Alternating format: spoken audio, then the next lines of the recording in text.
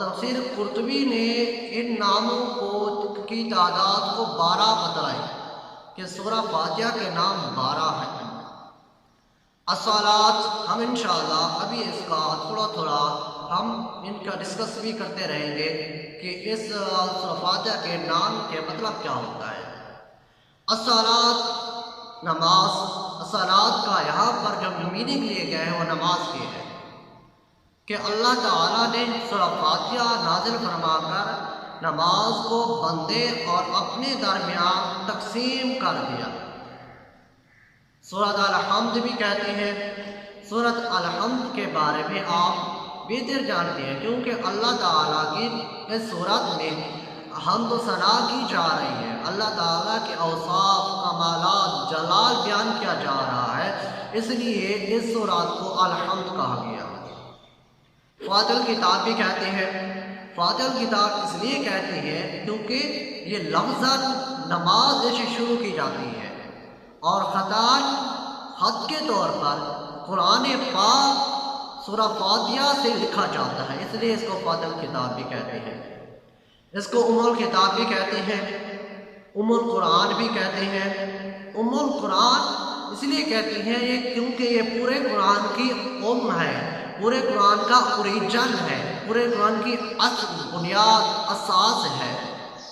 کیونکہ مکہ کو امی کہا گیا، ام القرآ کہا گیا۔ مکہ کو ام القرآ اس لیے کہا گیا کیونکہ وہ زمین کی اصل اوریجن جو ہے زمین کا وہ مکہ ہے، اس لیے مکہ کو قرآن پاک میں ام القرآ کہا گیا۔ اسی طرح ماں کو بھی کہتے ہیں، ماں نسل کی اصل ہوتی ہے، ماں نسل کی اصل ہوتی ہے، اس لیے اس کو بھی امی کہتے ہیں۔ اور جنگ کا جھنڈا اس کو بھی کہا جاتا ہے، اس لیے کہ جنگ کا جھنڈا سب سے آگے ہوتا ہے اور سولجر سپاہی اس کے پیچھے اس کی پیروی کر رہی ہوتی ہے، اس لیے اس کو بھی کہتے ہیں۔ اور آقا علیہ الصلوۃ والسلام کو بھی قرآن پاک میں امی کہا گیا، اس لیے آقا علیہ الصلوۃ والسلام بھی اس کائنات کی اصل ہے، اس لیے آقا علیہ الصلوۃ والسلام کو قرآن پاک میں امی کہا گیا۔ سورہ فاتحہ کو بھی اس لیے امی کہتی ہیں کہ پورے قرآن کا علم اس سورہ فاتحہ میں موجود ہے۔ اس کو المثانی بھی کہتے ہیں۔ المثانی اس لیے کہتے ہیں کیونکہ یہ بار بار دہرائی جاتی ہے، ہر نماز میں، ہر نماز کی ہر رکعت میں اسے پڑھنا پڑتا ہے، اس لیے اس کو سورہ المثانی بھی کہا جاتا ہے۔ القرآن العظیم بھی اس کو کہتے ہیں۔ امام قرطبی اس کو القرآن العظیم کے نام سے بھی لکھتے ہیں، فرماتی ہیں کہ اس لیے کہ یہ قرآن عظیم ہے کیونکہ اس میں اللہ تعالیٰ کی بڑی بیان کی جا رہی ہے، اللہ تعالیٰ کے اوصاف، اللہ تعالیٰ کی خصوصیات، اللہ تعالیٰ کا جلال، اللہ تعالیٰ کے کمالات بیان کیے جا رہے ہیں، اس لیے قرآن عظیم ہے۔ اس کو شفا بھی کہتی ہیں۔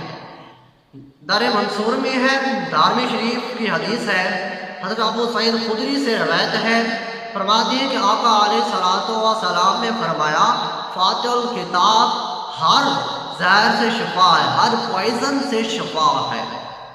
اس کو رقیہ بھی کہتی ہیں۔ رقیہ عربی زبان کا لفظ ہے، اردو کا جو اس کا مطلب ہوتا ہے وہ ہوتا ہے دم کرنا۔ آقا علیہ الصلوۃ والسلام کی صحابہ کی ایک دستہ، ایک جماعت کسی علاقے میں گئے تو ان سے جا کر کھانا طلب کیا، انہوں نے کھانا نہ دیا تو ان کے سردار کو بچھو نے ڈس لیا۔ وہ آئے، وہ صحابہ سے عرض کیا کہ آپ ہمارے سردار کو دم کر دیں، ہم آپ کو بکریاں دیں گے۔ حضرت ابو سعید خدری فرماتے ہیں کہ ہم نے ان کو دم کیا اور ان کا سردار ٹھیک ہو گیا اور انہوں نے ہمیں بکریاں دی، اس لیے سورہ فاتحہ کو اور رقیہ بھی کہتے ہیں، یعنی دم کرنے والی سورت۔ اس کو اساس بھی کہتے ہیں، اساس یعنی بنیاد۔ حضرت ابن عباس فرماتے ہیں کہ ہر چیز کی ایک اساس ہوتی ہے۔ حضرت ابن عباس فرماتے ہیں کہ ہر چیز کی ایک اساس ہوتی ہے، دنیا کی اساس مکہ ہے اور آسمانوں کی اساس عریب ہے، یہ 7واں سب سے اوپر والا آسمان ہے، اور زمین کی اساس عجیب ہے، یہ سب سے نچلی زمین ہے، اور جنتوں کی بنیاد جنات عدن ہے، یہ جنتوں کی ناف ہے۔ آگ کی بنیاد جہنم ہے، یہ سب سے نچلا درجہ ہے جس پر درکات کی بنیاد رکھی گئی ہے۔ خلق کی بنیاد، خلق کی اساس حضرت آدم علیہ السلام ہے، اور انبیاء کی اساس حضرت نوح علیہ السلام ہے۔ اسی طرح بنی اسرائیل کی بنیاد اساس، بنی اسرائیل کی اساس حضرت یعقوب علیہ السلام ہے، اور تمام کتب کی اساس قرآن ہے۔ جب تمام کتب کی اساس قرآن ہے تو کوئی چیز قرآن کی تو اساس ہونی چاہیے۔ حضرت ابن عباس فرماتے ہیں کہ قرآن کی اساس سورہ فاتحہ ہے، اور سورہ فاتحہ کی اساس بسم اللہ ہے۔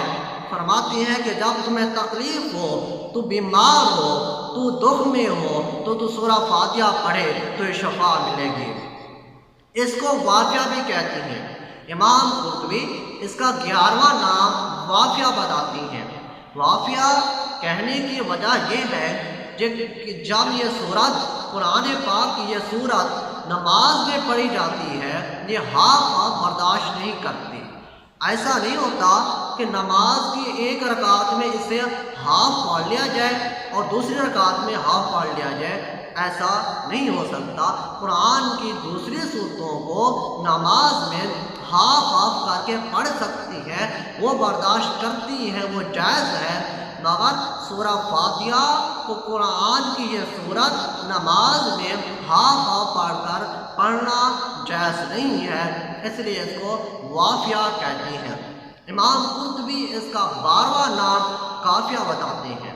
محمد بن خلاص سے روایت ہے کہ آقا علیہ السلام نے فرمایا کہ یہ سورۃ فاتحہ تمام صورتوں کا بدل ہے، مگر باقی تمام صورتیں اس کا بدل نہیں ہے، یعنی یہ تمام صورتوں کو کفایت کرتی ہے، مگر یہ سورت کفایت کرتی ہے مگر باقی صورتیں اس کی کفایت نہیں کرتی۔ یہ تھے مختلف سورہ اسماء کے نام جو ہم نے ذکر کیے، ان کو تفسیر قرطبی میں بھی ذکر